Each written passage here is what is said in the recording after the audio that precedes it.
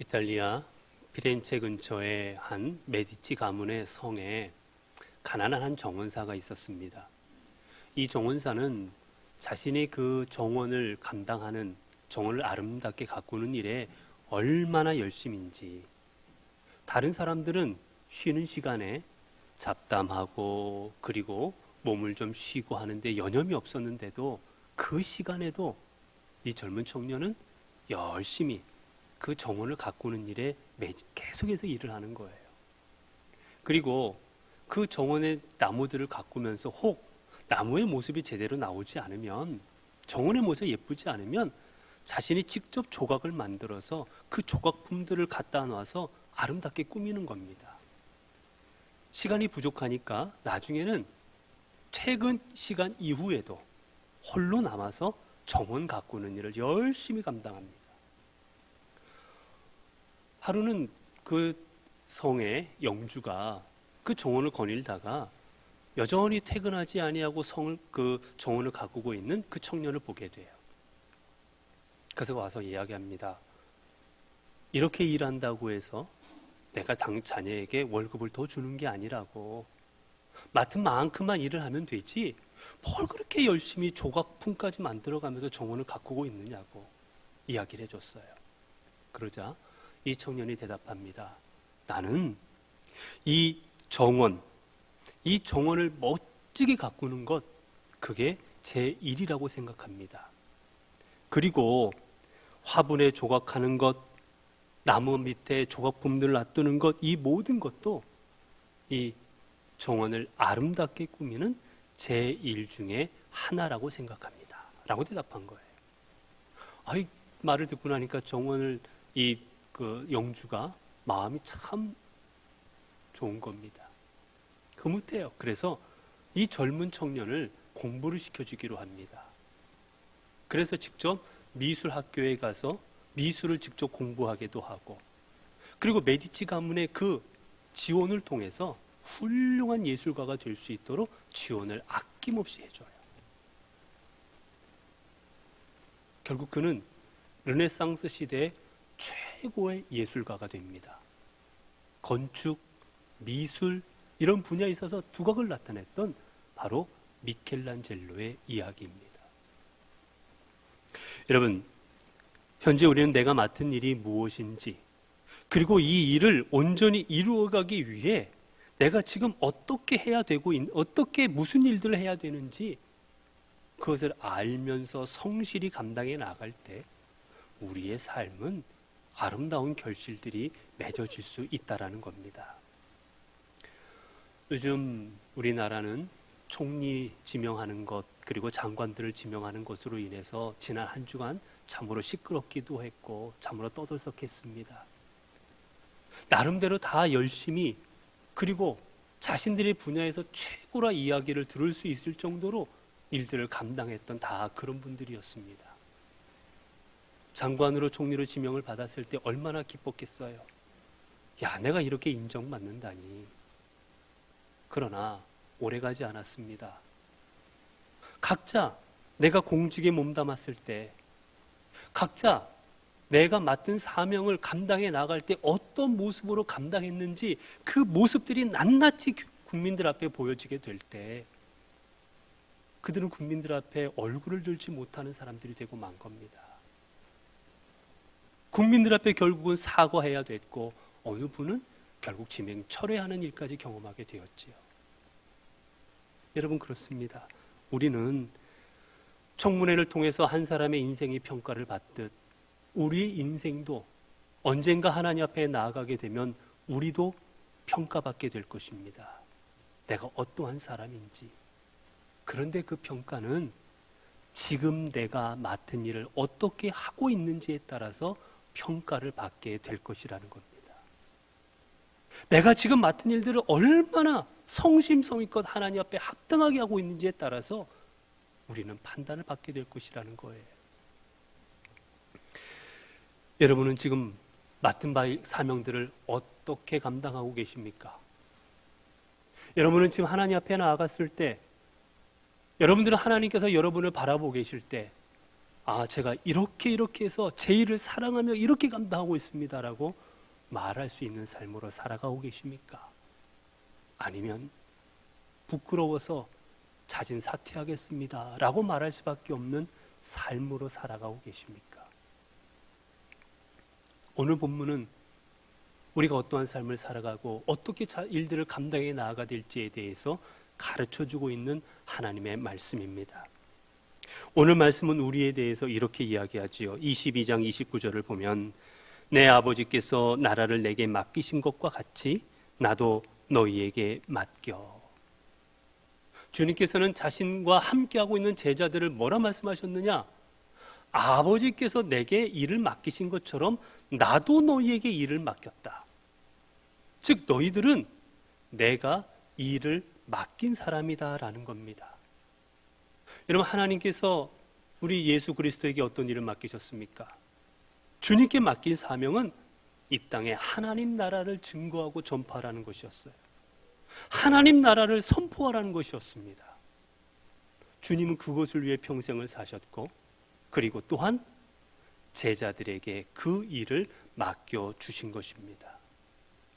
즉 제자들은 하나님으로부터, 그리고 예수 그리스도로부터 하나님 나라의 일꾼으로 부름받은 존재들이었던 거지요. 그렇게 보면 하나님을 믿고 따랐던 제자들이 하나님 나라를 위하여 부름받은 사람들이라면 오늘 우리도 마찬가지입니다. 우리도 하나님을 믿고 따르고자 주님 앞에 결단하고 주님을 믿는 사람들입니다. 오늘 우리도 하나님의 제자들이요, 하나님의 일꾼이요, 하나님의 자녀입니다. 그렇게 보면 오늘 우리도 하나님 나라를 위하여 부름받은 하나님의 일꾼들인 거지요. 여러분, 그러면 하나님의 일꾼들은 어떻게 살아가야 되겠습니까? 오늘 본문 속에서 제자들이 보여주고 있는 모습은 참으로 우리에게 실망스러운 모습을 보여주고 있습니다. 하나님의 부름받은 그들은 어떻게 합니까? 24절입니다. 또 그들 사이에 그중 누가 크냐 하는 다툼이 난지라. 이 다툼이라는 것은 변론하다, 논쟁하다, 말다툼하다라는 뜻입니다. 그들은 지금 십자가를 지시기 위해서 예루살렘으로 들어가시기 위하여 지금 길을 가고 있는 주님 앞에서 말다툼을 하고 있는 거예요. 한 번이 아니었던 겁니다. 수없이 그들은 주님 앞에서 말다툼을 했습니다. 이들이 말다툼한 게 무엇입니까? 내가 예수님 곁에서 지키겠노라, 내가 말씀대로 주님 곁에서 내가 같이 순교하겠노라. 여러분, 그것을 가지고 싸웠습니까? 아니에요. 이들이 싸운 것은 뭡니까? 24절을 보면 또 그들 사이에 그중 누가 크냐 하는 다툼이 난지라. 누가 크냐를 가지고 싸웠던 거예요. 야고보, 요한, 베드로, 수많은 제자들, 그 제자들 중에서 누가 제일 크냐는 겁니다. 크다라는 말은 높다, 인정하다, 그런 뜻이에요. 즉 우리들 중에 누가 제일 높은 자리에, 누가 제일 인정받는 자리에 있느냐, 내가 첫 번째, 네가 두 번째, 네가 세 번째, 그들은 서로 서열 가지고 싸우고 있었던 겁니다. 이들의 관심은 오직 서열이었어요. 누가 크냐, 우리 중에 누가 더 큰 자리에 오를 수 있느냐, 이것이 그들의 관심이었던 겁니다. 여러분, 그러나 주님의 관심은 여기에 있지 않으셨습니다. 주님의 관심은 무엇이었습니까? 주님의 관심은 바로 25절 26절을 보면 이방인의 임금들은 그들을 주관하며 그 집권자들은 은인이라 칭함을 받으나 너희는 그렇지 않을지니 너희 중에 큰 자는 젊은 자와 같고 다스리는 자는 섬기는 자와 같을지니라. 주님의 관심은 여러분 오직 하나님 나라였습니다. 주님의 관심은 하나님 나라를 위하여 어떻게 이 땅에서 무엇을 해야 하냐는 거였어요. 제자들의 관심은 누가 크냐였지만 주님의 관심은 내가 지금 무엇을 하고 있느냐, 어떠한 삶을 살아가고 있느냐에 주님은 관심이 있었던 겁니다. 세상에서 큰 자가 원하는 건 뭡니까? 큰 자가 원하는 것 지배하는 것입니다. 다스리는 거예요. 인정받는 거예요. 나는 너희와 다르다라는 것을 인식시키는 겁니다. 이게 세상에서 큰 자가 원하는 삶입니다. 그러나 주님은 말씀하십니다. 너희는 어떻게 되겠습니까? 젊은 자와 같고 섬기는 자와 같을 자니라. 너희들은 젊은 자와 같아야 된다. 여기서 젊은 자는 혈기왕성하다 그 뜻이 아니라 어리다라는 뜻이에요, 여러분. 부족한 사람, 여린 사람을 말하는 거예요. 너는 어린아이와 같이 어린아이처럼 되어야 되겠고 섬기는 자와 같이 되어야 할 것이다. 섬기다라는 말은 시중들다라는 뜻입니다. 다른 사람을 시중드는 사람이 되어야 된다라는 거예요. 여러분, 하나님 나라의 일꾼은 큰 자가 아닙니다. 높은 자리에 있는 자가 아니에요. 하나님 나라 일꾼은 내가 하나님 앞에 어린 자라는 것을 깨닫고 하나님을 섬기는 자, 하나님 앞에 시중드는 자, 그 사람이 바로 하나님 나라의 일꾼의 삶인 것입니다. 여러분, 우리는 이러한 삶을 살아가야 된다는 것 믿는 사람들은 다 압니다. 교회 와서 예배드리고 섬기는, 교회 와서 주님을 믿는다 하지만 섬기지 아니할 것이다 라고 말하는 분은 한 분도 없습니다. 다 섬겨야 된다고 이야기들 하십니다. 그러나 돌아보면 우리는 섬김의 삶을 온전히 살아가지 못합니다. 왜 그렇겠습니까? 몇 가지 우리가 놓치고 있는 것이 있기 때문이에요. 먼저는 섬김의 삶을 살아가려면 우리는 내가 섬기는 대상이 누구인지를 늘 인식해야만 합니다. 내가 섬기는 대상이 내 부모님인지 내 나라인지 아니면 돈인지 우상인지 뭔지 섬기는 대상을 확실히 하고 살아가야 되는 거예요. 여러분, 우리가 섬기는 대상이 누구입니까? 우리가 섬기는 대상은 하나님이십니다. 여호와 하나님이에요. 온 땅을 창조하고 주관하시는 그분입니다. 여러분, 하나님을 내가 섬긴다 하면서 하나님 앞에서 잘난 척할 게 있겠습니까? 하나님 앞에서 아는 척할 수 있는 게 있겠습니까? 하나님 앞에서 거룩한 척할 수 있는 게 있겠습니까? 하나님 앞에서 깨끗한 척 할 수가 있겠습니까? 그저 하나님 앞에서 우리는 모두 죄인일 뿐입니다. 그렇게 내가 하고 있는 일이 하나님을 기쁘시게 하는 일인지, 내가 하고 있는 일이 하나님께서 받아주실 일인지, 내가 하고 있는 일이 하나님의 나라를 위하여 하는 일인지 우리는 늘 하나님을 인식하고 무슨 일인지 감당해야만 되는 거예요. 아무리 믿음으로 무슨 일을 한다 해도 하나님을 위하여 하지 않는 건 하나님께서 받지 않으시는 일들입니다. 성경을 보면 유대인들 중에 가장 성경을 많이 알고 가장 경건하게 살아갔던 사람들이 바로 누구냐? 바리새인들입니다. 누구보다 성경 말씀을 많이 알았고 율법을 철저하게 지키고 있었고 그들은 정말 나름 거룩하게 살아가고 있었던 사람들이에요. 그러나 성경을 보면 가장 예수님부터 질책을 많이 받고 가장 예수님으로부터 이 화 있을진저 예수님한테 비난받고 차라리 지옥에 갈 사람들이라고 그렇게 칭함을 받았던 사람들이 누구였느냐?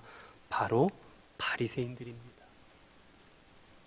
왜 가장 성경 말씀대로 사는 것 같이 보였는데 왜 그들이 가장 비난받았습니까?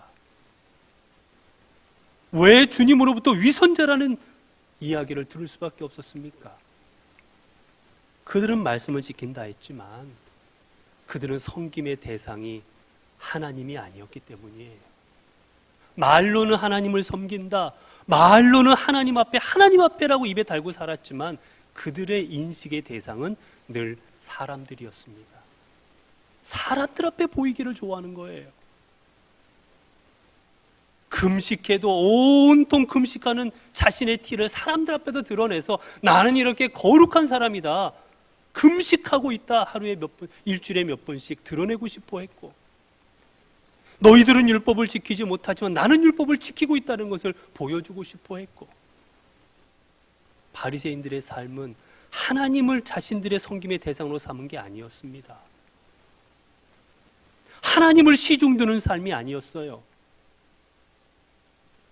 자신을 위하면서 하나님을 위한 척하는 삶을 살아갈 때 주님은 그들을 질책할 수밖에 없었던 것입니다.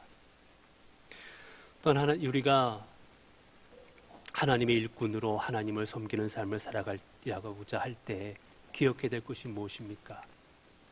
하나님을 섬긴다라는 것은 결국 사람을 섬긴다라는 것입니다.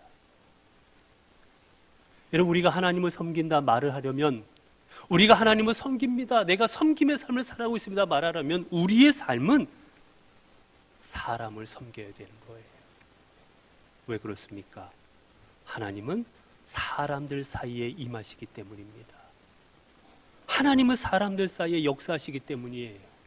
하나님은 저 하늘나라에 계신 분이 아니에요. 우리 곁에 계신 분들입니다. 우리와 함께 하시는 분들입니다. 그렇게 사람을 통해 역사하시는 그 하나님을 기억하며 사람을 섬길 때 곧 하나님을 섬기게 되는 겁니다. 중세 때 이 땅에 그렇게 교회가 많았고 믿는 사람들이 많았지만 왜 타락할 수밖에 없었습니까? 가장 하나님을 섬긴다고 가장 이 땅에 교회가 많았었는데 왜 그랬습니까? 그들은 하나님을 섬긴다면서 사람을 섬길 줄을 몰랐기 때문이에요. 이런 예화가 있습니다. 중국 하남성에 다나 선사라는 유명한 스님이 계셨어요. 이분이 이제 겨울을 맞이해서 여기저기 여행을 하기 시작했습니다.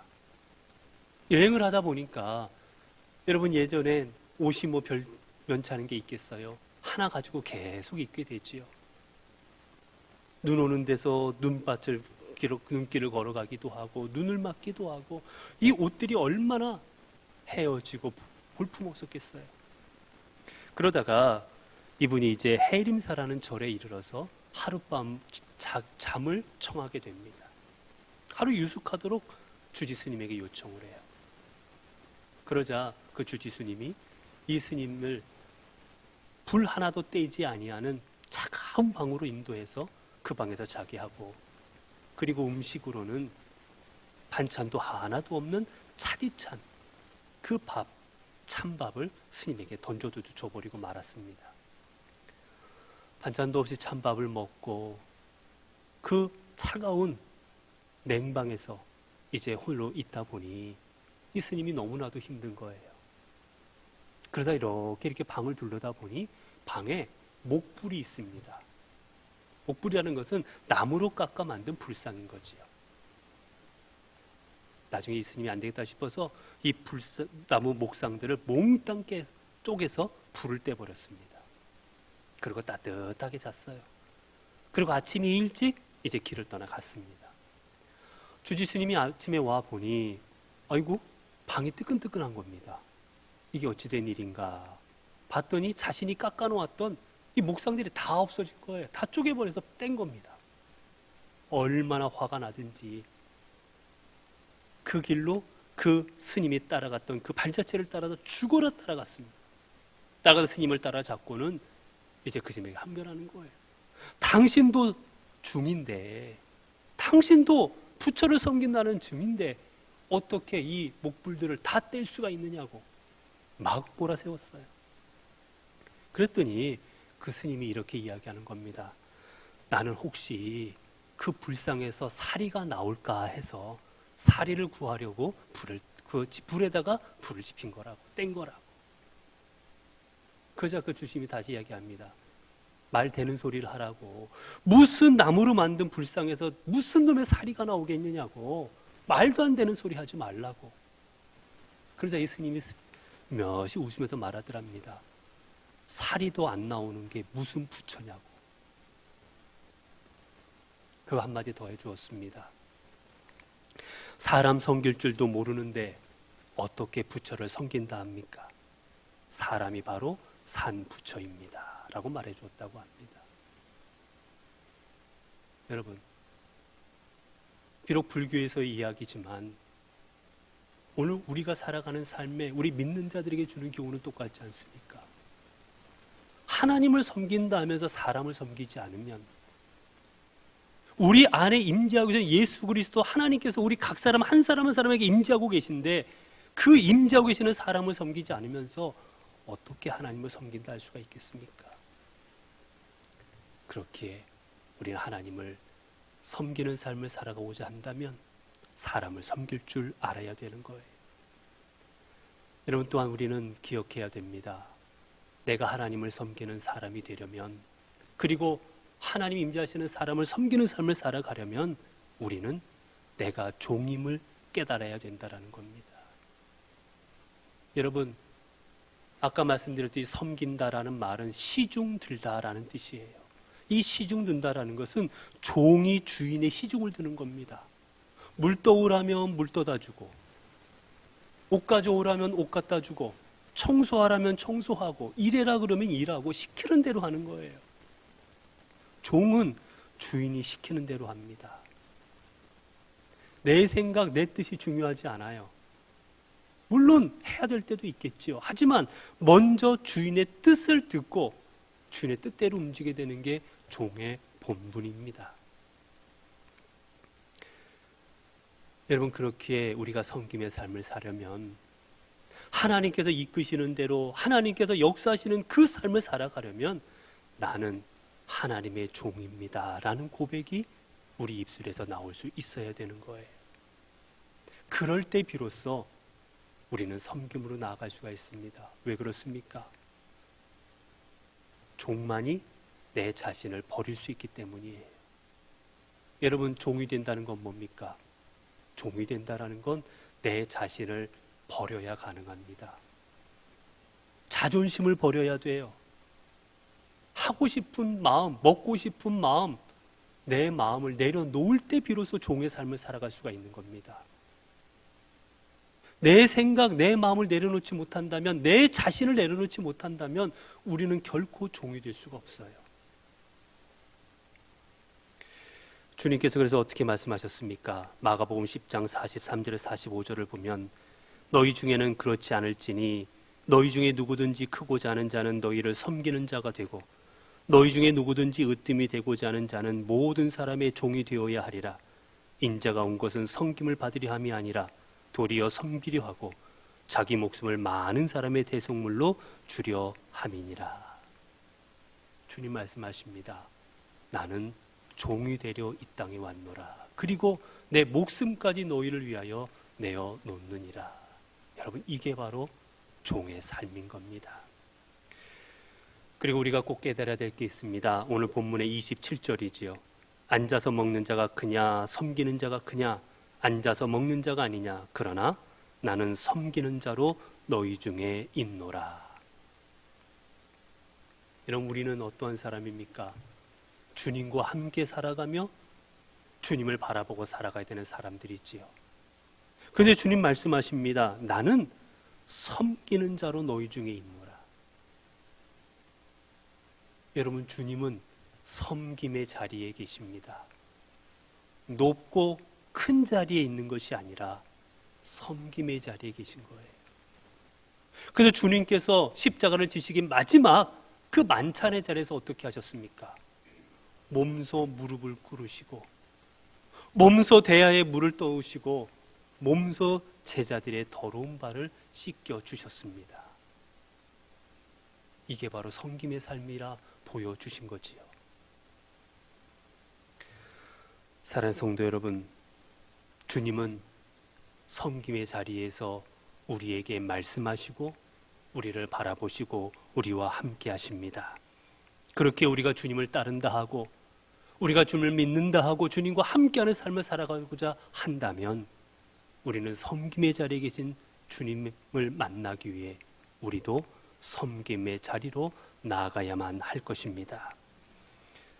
성도 여러분, 우리 모두는 하나님 앞에 부름받은 주님의 종입니다. 우리가 하나님의 종임을 기억하시고 하나님 나라의 일꾼으로 부름받은 존재임을 기억하며 우리의 삶을 살아가야만 하겠습니다. 이것을 기억할 때 비로소 우리는 내가 하나님을 섬겨야 되는 존재, 내가 주인 되는 존재가 아니라 하나님을 통해 사람을 섬기며 시중 들어야 되는 존재임을 깨닫고 오직 하나님 앞에서 겸손히 나를 버리고 주님을 섬기는 삶을 살아갈 수 있기 때문입니다. 성도 여러분, 오늘은 교회에 항존직 선거가 있는 날입니다.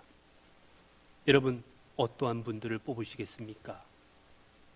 하나님 나라의 일꾼을 뽑는 우리의 선거가 되기를 원합니다. 친분, 나에게 잘해주고 나와 관계가 있고, 여러분, 그것으로 하나님 나라의 일을 하는 것이 아닙니다. 하나님 나라의 일꾼은 섬기는 자입니다. 어느 분이 하나님을 섬기고 그리고 하나님을 섬기는 마음으로 우리 교우들을 섬길 수 있을까? 교우들을 시중드는 자리에 누가 설 수 있을까? 주인이라 외치는 게 아니라 내가 종입니다라고 그 입에서 나오는 삶을 살아갈 수 있을까? 그것을 보시고 하나님의 일꾼들을 뽑으시기를 바랍니다. 그 길만이 우리 교회가 하나님 앞에 아름다운 믿음의 공동체로 만드는 길이기 때문입니다. 기도하겠습니다. 은혜로 오신 하나님, 하나님을 믿는다 하면서도 저희들은 믿는 자의 삶이 무엇인지를 이제까지 모르고 살아왔습니다. 우리가 하나님 나라의 일꾼으로 부름받은 줄 알면서도, 실은 하나님의 은혜 입은 자인 줄 알면서도 우리는 아닌 척 외면하며 살아왔습니다. 주님 불쌍히 여겨주시고 이제 하나님 나라 일꾼답게 살아가게 하옵소서. 하나님 나라 일꾼은 큰 자도 아니요 높은 자도 아니요 하나님 섬기는 자라 하셨습니다. 하나님, 나는 종으로 부름받았기에 오직 하나님을 섬기고 이웃을 섬기고 성도들을 섬겨야 됨을 기억하며 섬김으로 하나님의 나라를 이루어가는 저희들 모두가 되도록 이끌어 주옵소서.